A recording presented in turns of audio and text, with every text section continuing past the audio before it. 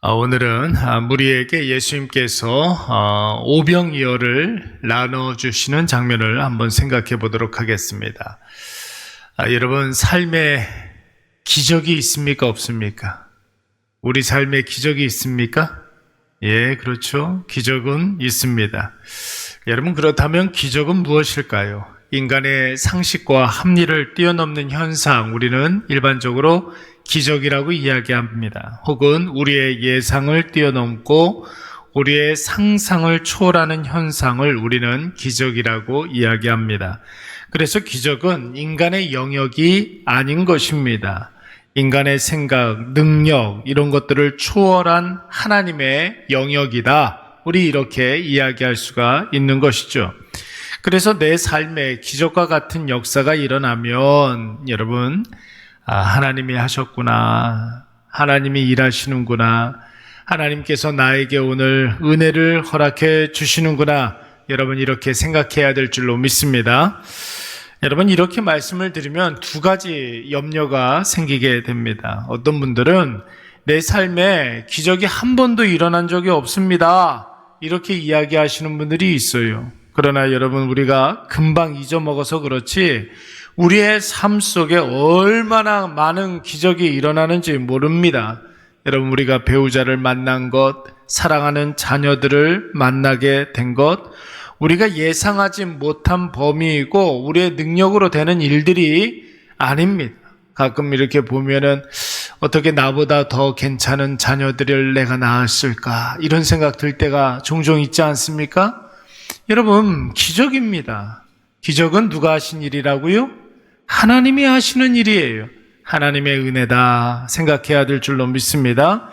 여러분, 한 해를 무탈하게 살아온 것도 기적이고, 그렇죠. 올 한 해 죽은 사람들도 많고 또 불의의 사고를 당한 사람들도 많은데 하나님께서 오늘 여기까지 우리를 무탈하게 지켜 보호해 주신 줄로 믿습니다.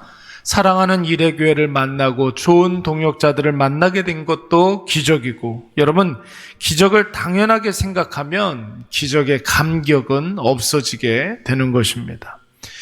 또 여러분, 어떤 분들은 기적만 추구하는 분들이 있어요. 한번 기적을 경험하고 너무 감격스러워서 거기까지는 좋은데 매번 기적을 쫓아다니는 그런 사람들이 있죠. 그러다가 가지 말아야 될 곳, 만나면 안 되는 사람들도 만나는 사람들도 있습니다. 무당을 찾아가기도 하고 점집을 찾아다니기도 하고 희한한 현상 쫓아다니다가 현실을 못 사는 사람들이 있습니다. 비상식적으로 살아가고 비현실적으로 살아가게 되는 것이죠. 그래서 여러분, 기독교에서는 기적을 기적이라고 이야기하지 않아요. 여러분 잘 새겨 들으시기 바랍니다. 우리 기독교에서는 기적이라고 이야기하지 아니하고 뭐라고 이야기합니까? 표적이라고 이야기하는 거예요. 표적. 표지판 할 때 표자입니다. 인간의 영역을 초월한 모든 일들을, 기적들을 우리가 만나게 되면 그 기적을 표적 삼아서 살아계신 하나님을 바라보게 되는 거예요. 그러니까 기적이 표적이 되어서 하나님을 입증하는 어떤 하나의 증거물이 되는 것이죠. 여러분, 그 기적을 통해서 우리가 하나님을 바라봐야 될 줄로 믿습니다.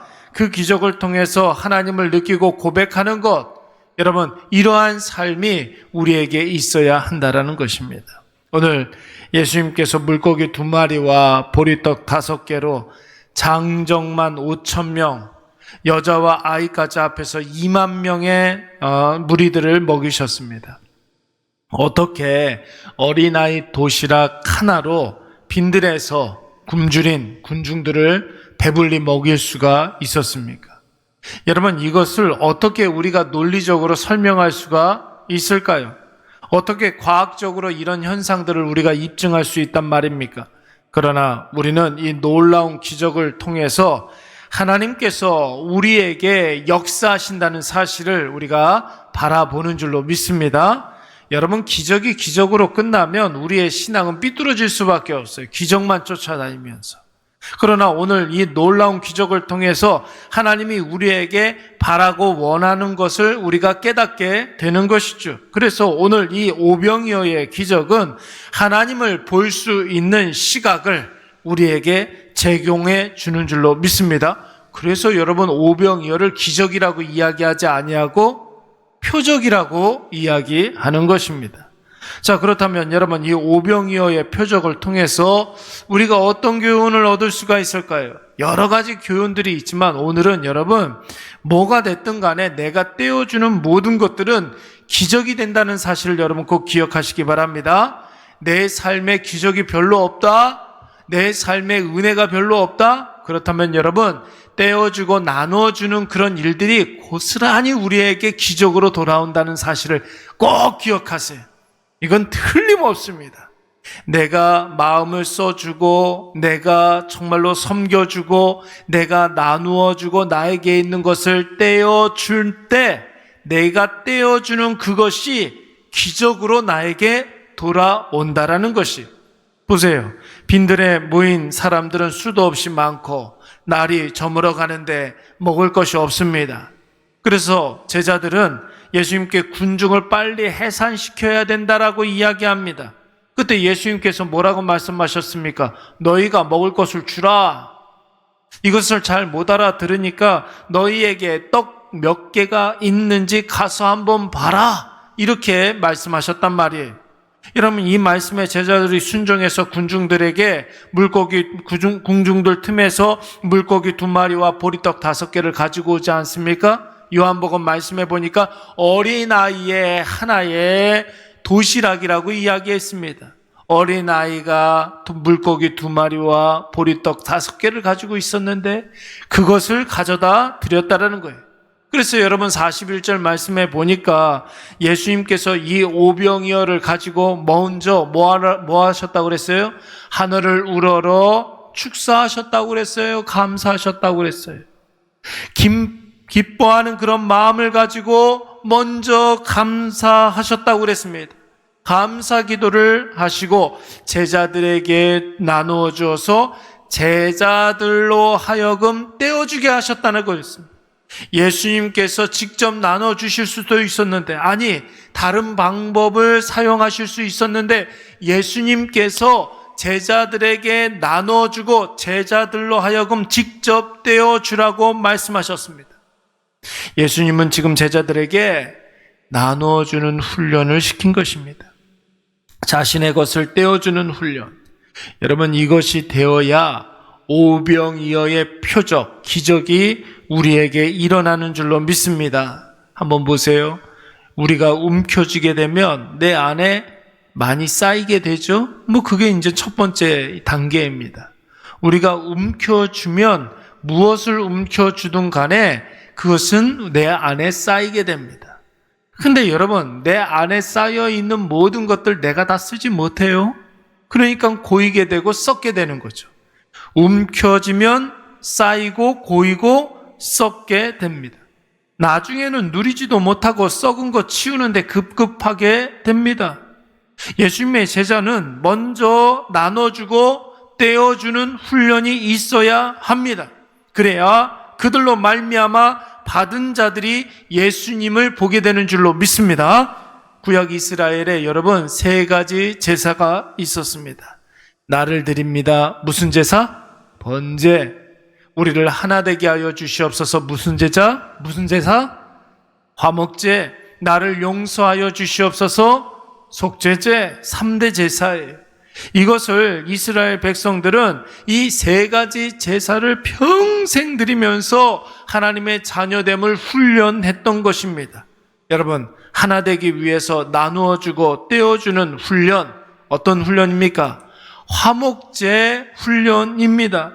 받은 모든 것을 하나님께서 주신 것임을 내가 깨닫고 나를 통해서 그 은혜가, 그 기적이, 복락이, 성령이, 말씀이 예수 없는 자들에게 계속해서 흘려보내서 예수가 생명이라는 사실을 입증하시기 바랍니다. 그러기 위해서는 나눠주고 떼어주는 일들이 있어야 한다는 거예요. 성도의 삶이 여러분 불신자와 다른 것이 무엇입니까? 바로 나눠주고 떼어주는데 그런데도 계속해서 풍족함을 경험하는 거. 이게 여러분 신자와 불신자의 차이인 거예요. 나눠주는데 없어져야 되잖아요. 떼어주면 내게 없어져야 되잖아요. 그런데 여러분, 더 많이 풍족해지는 것, 여러분, 이것이 바로 성도의 삶입니다. 여러분, 이것을 경험할 수 있어야 돼요. 여러분, 얼마나 신기한지 몰라요. 떼어줬는데, 자꾸만 나눠줬는데, 내 것은 없어져야 되는데, 그게 상식인데, 내 것이 더 많아지는 경험들. 여러분, 이것이 있어야 되는 것이죠. 우리가 교회를 다니면서 이것을 경험하는 거예요. 여러분, 우리 교회가 얼마나 작습니까? 우리 교회뿐만 아니에요. 다른 교회들도 다 마찬가지예요. 여러분, 교회는 풍족한 교회가 물론 있기는 있겠지만 본인들이 생각할 때는 여러분 풍족하다고 생각하지 않아요. 우리 교회를 보세요. 여러분, 부족한 건 많이 있죠. 풍족하지는 않지만 부족하지도 않아요. 그런데 연약한 교회예요. 여러분, 그런데 풍족하지는 않아요. 그런데 부족하지도 않아요. 없는 것 같은데 선교하고 전도하고 나눠주고 하나님께서 그런데 계속 채워주시잖아요. 여러분, 누가복음 6장 38절 말씀에 보면 뭐라고 그랬습니까? 뭐하라? 주라, 주라. 그리하면 너희에게 줄 것이니, 너희가 주면 하나님이 우리에게 더 많은 것을 줄 것이니, 이렇게 말씀하고 있어요.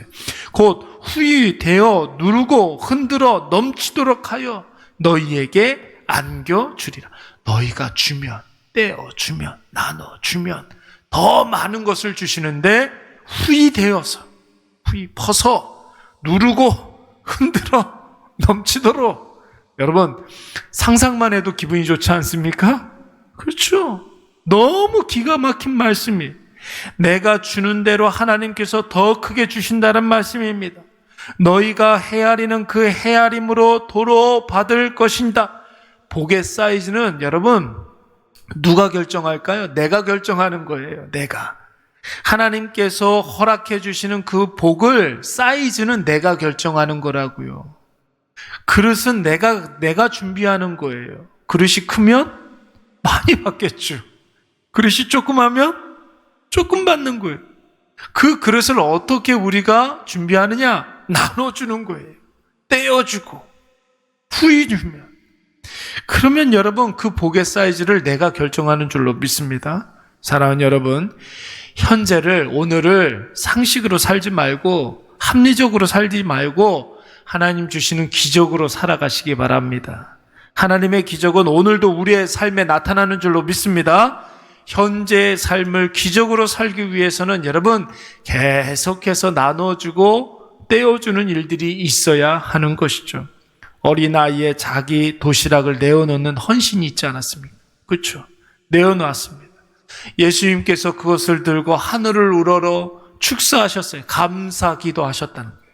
축사하셨어요. 그리고 제자들에게 나눠줘서 제자들로 하여금 떼어주게 했습니다. 나눠주고 떼어줄 때 여러분, 제자들이 얼마나 신났을까요? 얼마나 신났을까요? 빵을 가지고 나눠주는데 없어지지 않고 또 있어. 나눠주는데 또 있어. 여러분, 상상만 해도 신나지 않습니까? 분명히 가진 것은 물고기 2마리와 보리떡 5개인데 여러분, 그 기적으로 말미암아 하나님의 살아계심이 명확해질 줄로 믿습니다. 오늘 이것을 꼭 기억하셔서 하나님 앞에 인색하지 마시고 하나님 앞에서 날마다 기뻐하시고 작은 것에도 감사하시고 우리 주변 사람들에게 많이 베푸시고 나눠주고 떼어주시기 바랍니다. 그러면 반드시 기적이 상식이 되는 놀라운 복락을 우리가 다 경험하게 될 줄로 믿습니다. 우리